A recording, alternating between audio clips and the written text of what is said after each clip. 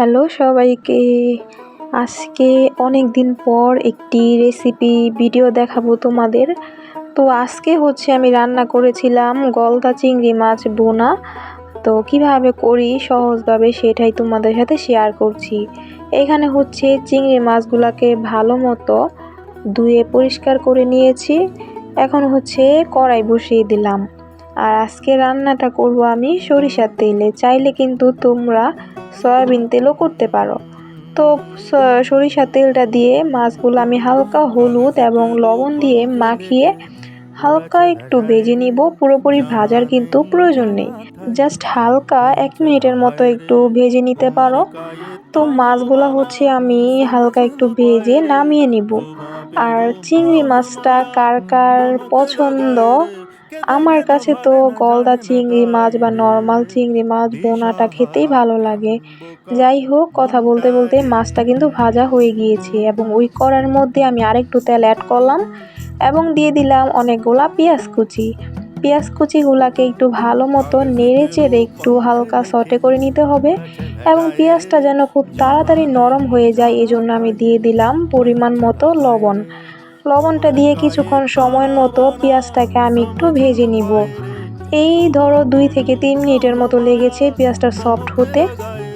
আর পেঁয়াজটা সফট হয়ে গেলে এবার আমি একে একে মশলা দিয়ে দিব। সবার প্রথমে আমি দিয়ে দিলাম এখানে কাঁচামরিচ বাটা।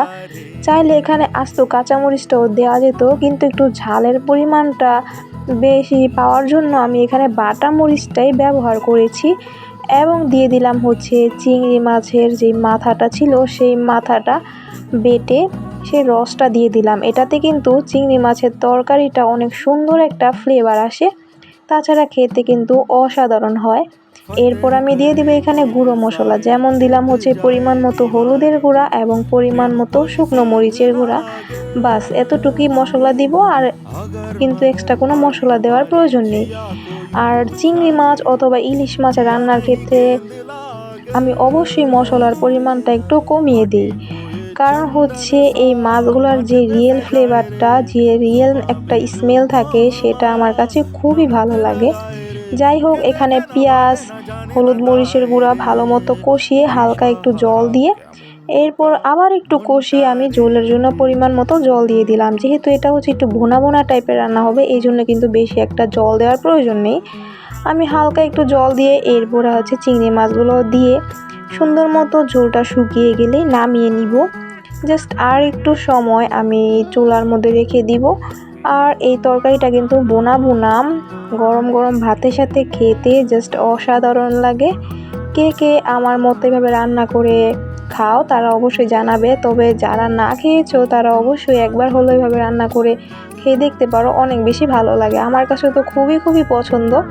যাই হোক, চিংড়ি মাছের রান্নাটা কিন্তু প্রায় হয়ে গিয়েছে, ঝোলটাও কিন্তু সুন্দরভাবে শুকিয়ে গিয়েছে এবং কালারটাও কিন্তু জাস্ট অসাধারণ আসছে, তাই না? এখন আমি তরকারিটাকে গরম গরম সার্ভ করব। তোমরা জাস্ট কালারটা দেখো, অস্থির একটা কালার এসেছে, আর যেমন দেখতে সুন্দর হয়েছে তাছাড়া খেতে তো অসাধারণ হয়েছিল। তো কেমন লাগলো তোমাদের কাছে এই রেসিপিটা অবশ্যই কিন্তু কমেন্ট করে জানাতে ভুলবেন না। So thanks for watching this video. Tata.